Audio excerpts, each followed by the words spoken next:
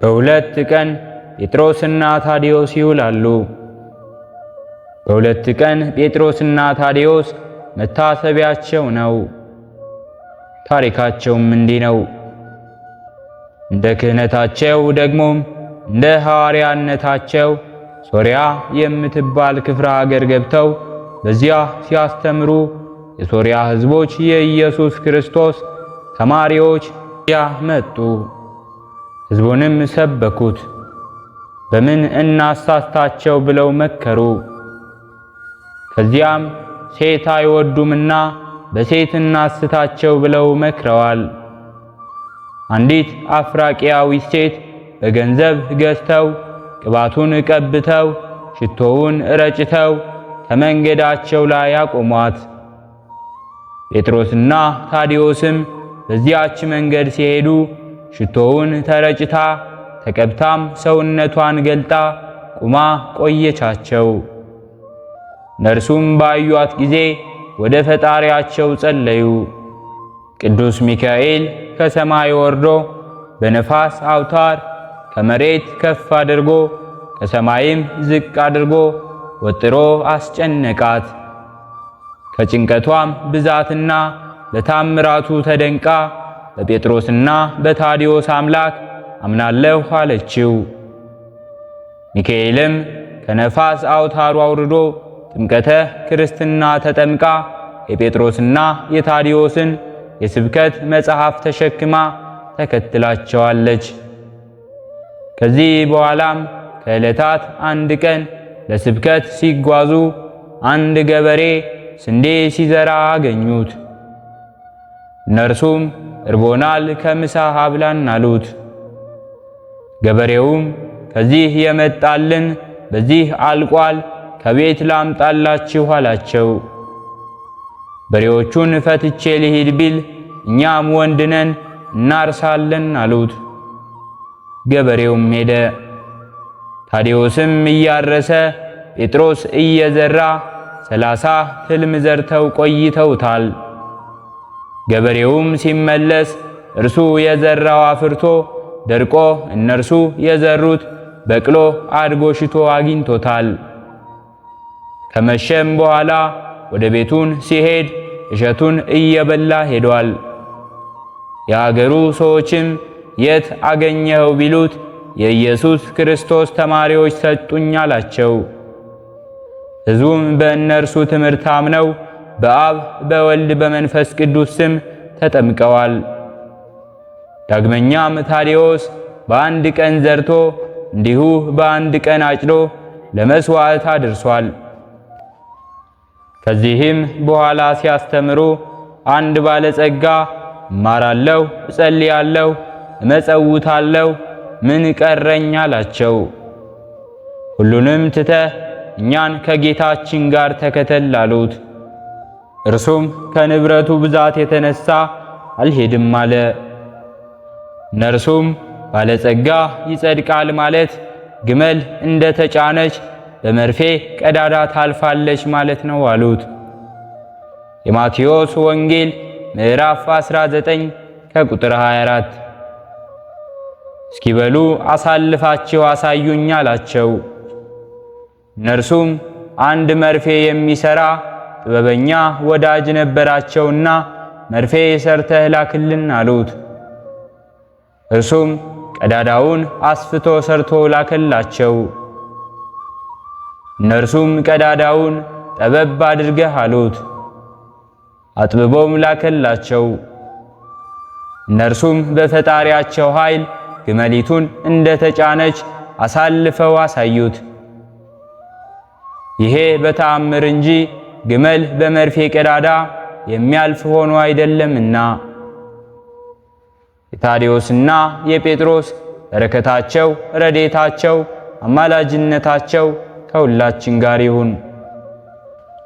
በሁለተኛነት የምናከብረው በዓላችንም ሊቀ ነቢያት ኤልያስን ነው። አባቱ ወደ ኢየሩሳሌም ሄዶ ለካህናት እንዲህ ብሎ ነገራቸው። ካህናትም ማደሪያው በብርሃን ውስጥ ይሆን፣ በቃሉ የሚቆርጥ ይሆን ወይስ እስራኤልን በሰይፍና በእሳት የሚቀጣቸው ይሆን አሉ። ኤልያስም በሕገ ሥርዓት ባደገ በኋላ የእግዚአብሔር መንፈስ በላዩ አደረበትና ትንቢት ተናገረ፣ ነቢይም ሆነ። እንዲሁም ትንቢትን እየተናገረ አስተማረ። በዚያ ዘመን ንጉሡ አክዓብ፣ ንግሥቲቱ ኤልዛቤል ይባሉ ነበር። 850 ነቢያት ሐሰት ካህናተ ጣዖት ነበሯቸው። ተዉ እግዚአብሔርን አትጋዱ፣ ለቤል አትስገዱ ቢላቸው የማይሰሙት ሆነ።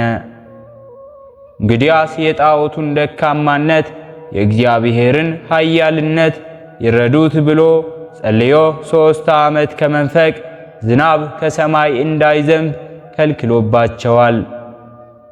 አንደኛ ነገሥት ምዕራፍ 17 ከቁጥር 1። ንግሥቲቱ ኤልዛቤልም ልታስገድለው ስትፈልገው መልአኩ ወደ ኮራት ወንዝ ሂድ ብሎ ቁራዎች ምግብህን ያመጡልሃል አለው።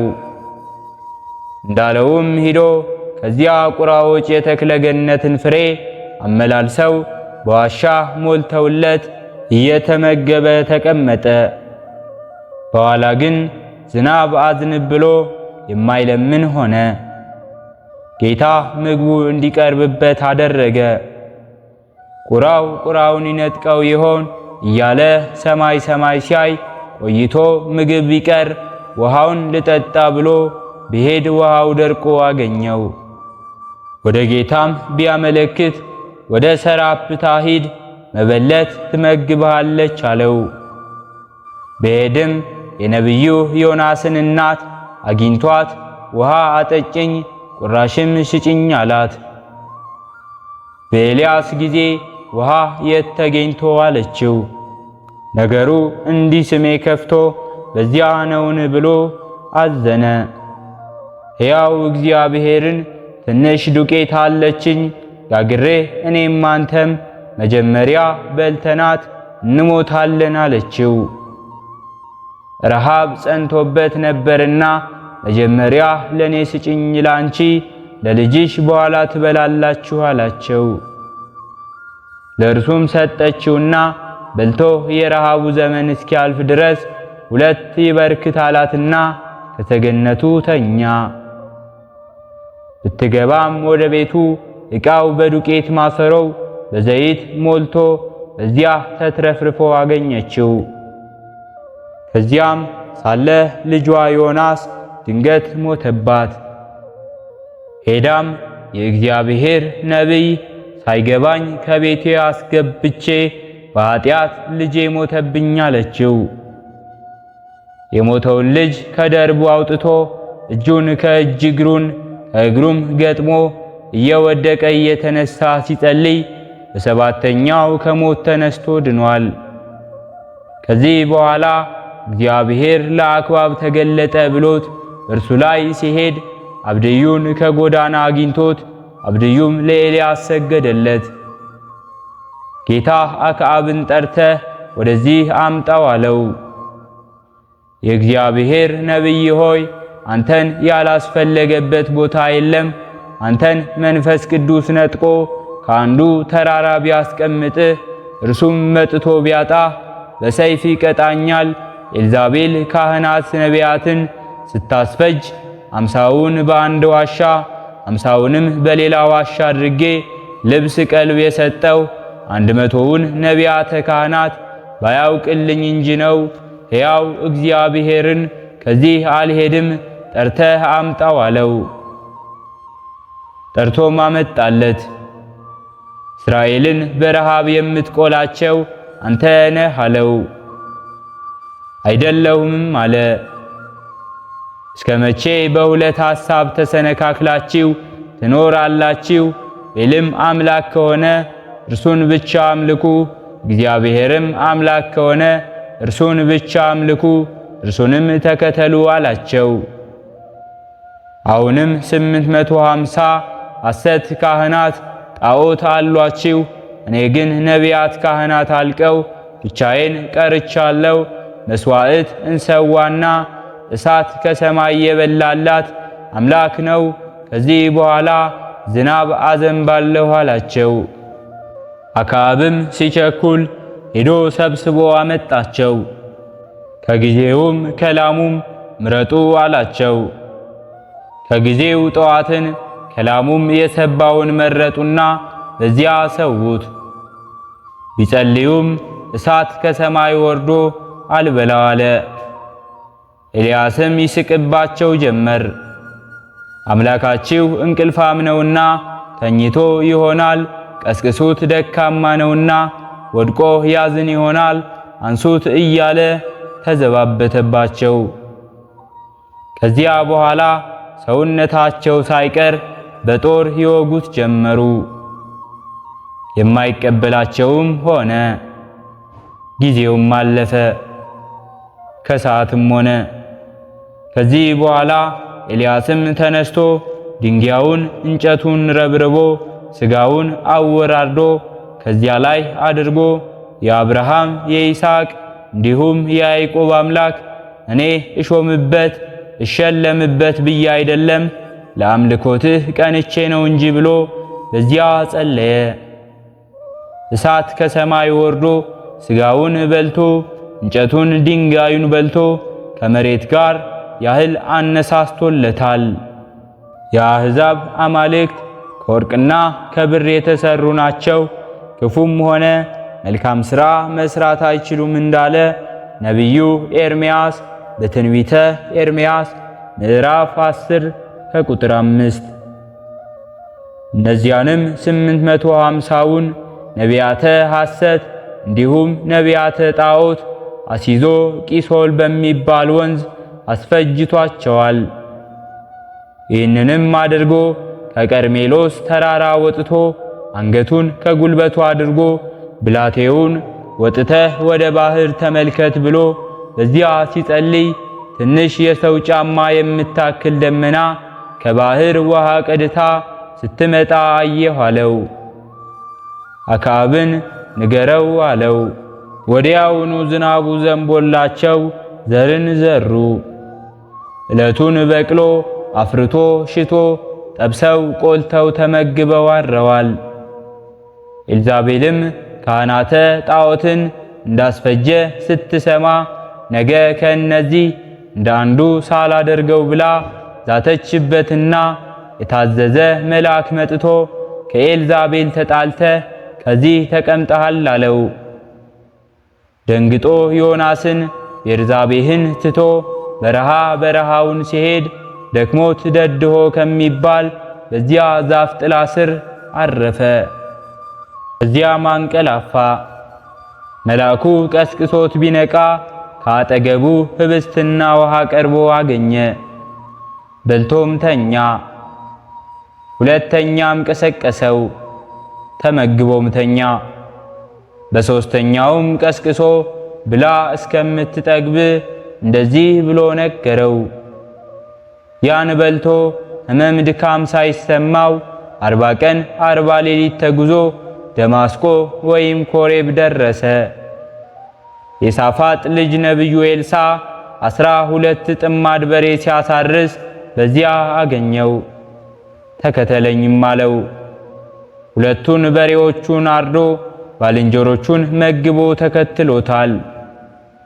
እርገቱ ሲደርስም ኤልሳዕን ወደ ቤቴል እሄዳለሁ ቆይ አለው። ሕያው እግዚአብሔርን አልለይህም አለው። ቤቴልም ሲደርሱ ወደ ኢያሪኮ ሄዳለሁ ከዚህ ቆይ አለው። ዮርዳኖስ ደርሳለሁና ከዚህ ቆይ እያለ አሁንም አልለይም ብሎ ተከተለው። ዮርዳኖስን በጸሎት ከሁለት ከፍሎ ተሻገሩ። ኤልያስም ኤልሳዕን ካንተ ሳልወሰድ የምትሻውን ለምን አለው። በአንተ ያደረ መንፈስ ቅዱስ ለኔ ይደር አለ። ካንተ ሳልወሰድ ያልከኝ ይሆንልሃል አለው። እየተጨዋወቱም ሲሄዱ የእሳት ሰረገላ በዚያ መጥቶ ኤልያስ ሲያርግ ኤልሳዕ አይቶ አባቴ ሆይ አለው። መጎናጸፊያውን ከሁለት ከፍሎ አንዱን ጥሎለት አድርጓል። ይሄውም የሆነው ጥር 6 ቀን ነው። የአባታችን የነቢዩ ኤልያስ ረድኤቱ በረከቱ አማላጅነቱ ከሁላችን ጋር ትሁን። በአራተኛነት የምናከብረው በዓላችንም ቅዱስ አባ ሳዊሮስ ነው።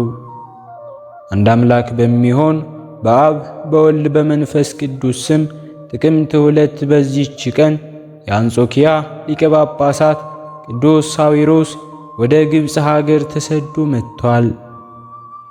ይህም የሆነው በመናፍቁ ንጉሥ በዮስጢያኖስ ዘመን ነው። እርሱም ንጉሡ በኬልቄዶን ሃይማኖት የሚያምን ነበር። ሚስቱ ንግሥት ናት። እርሷም ሃይማኖቷ የቀና ነው። ቅዱስ አባ ሳዊሮስን ትወደዋለችና እንዲሁም ታከብረውማለች። ንጉሡም በስውር ሊገለው ይሻዋል። ቅዱስ አባ ሳዊሮስንም በስውር ይገለው ዘንድ ንጉሥ እንደሚሻው ንግሥቲቱ አወቀች። ከዚህ በኋላም ከአንጾኪያ ሀገር እንዲወጣና ነፍሱን እንዲያድን ወደ አባ ሳዊሮስ ላከችው።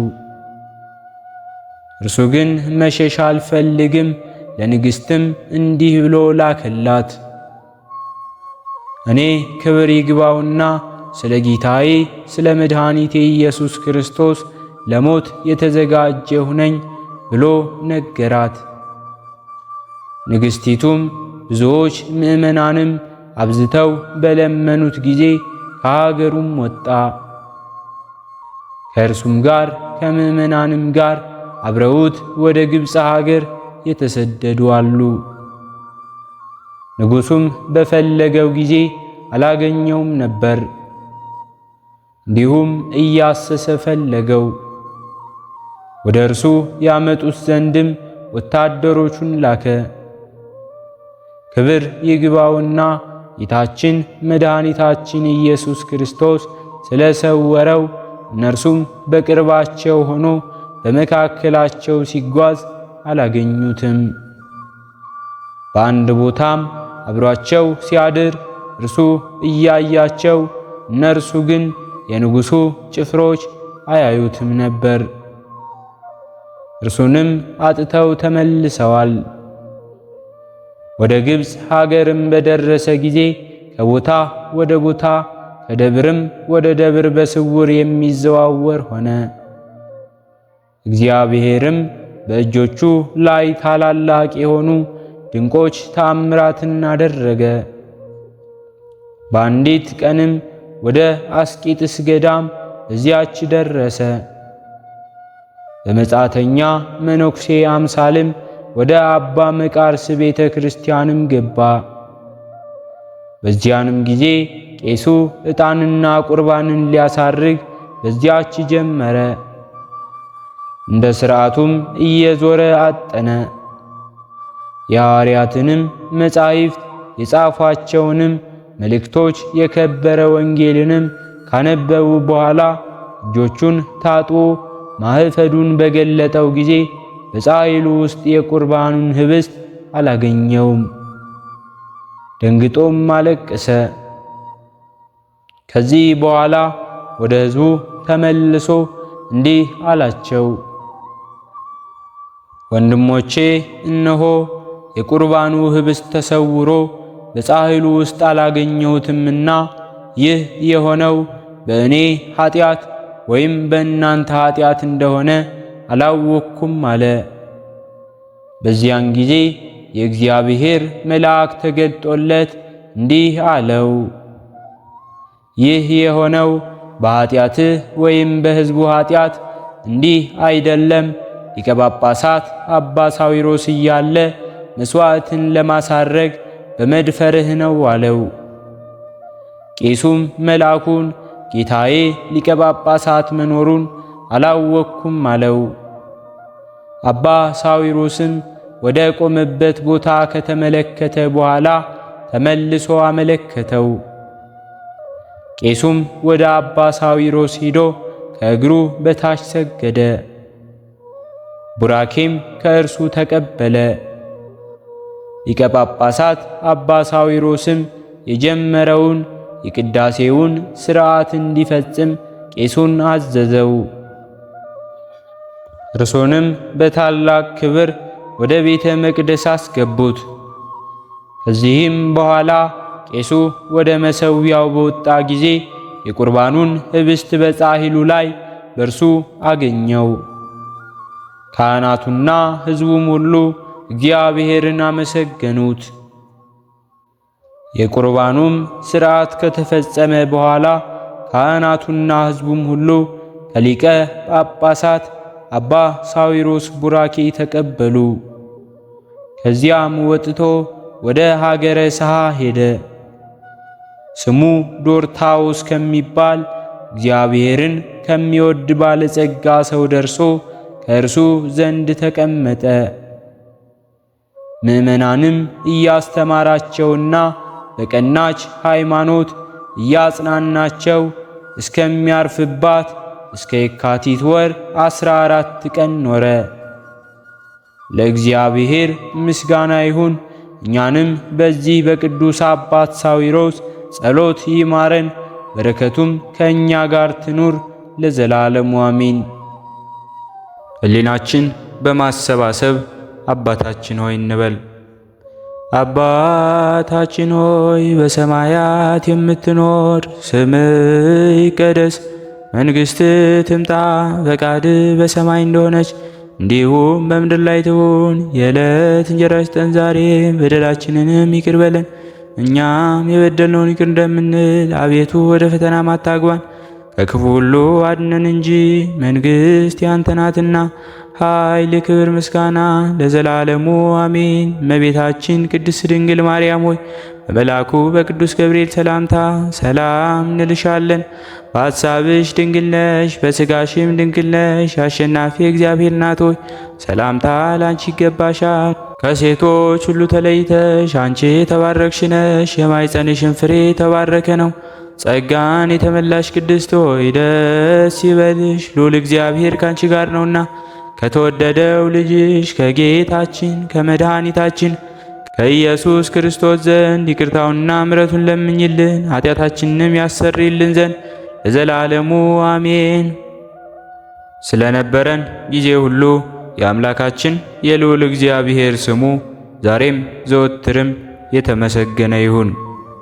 አነሳስቶ ላስጀመረን አስጀምሮ ላስፈጸመን ለልዑል እግዚአብሔር ምስጋና ይሁን። ውድ የሃይማኖት ሚዲያ ተከታታዮች ከዚህ በላይ እንድንሰራ አገልግሎቱ በሰፊው ይሰጥ ዘንድ በሀገር ውስጥም በሀገር ውጭም ያላችሁ ይህንን መንፈሳዊ ቻናል ላይክ፣ ሰብስክራይብ፣ ሼር በማድረግ ድጋፋችሁን ታሳዩን ዘንድ በትህትና እንጠይቃለን። ያላችሁን ሐሳብ አስተያየት በኮሜንታችን ስር ላይ አስቀምጡልን። ወስብሐት ለእግዚአብሔር ወለወላዲቱ ድንግል ወለመስቀሉ ክቡር። ይቆየን።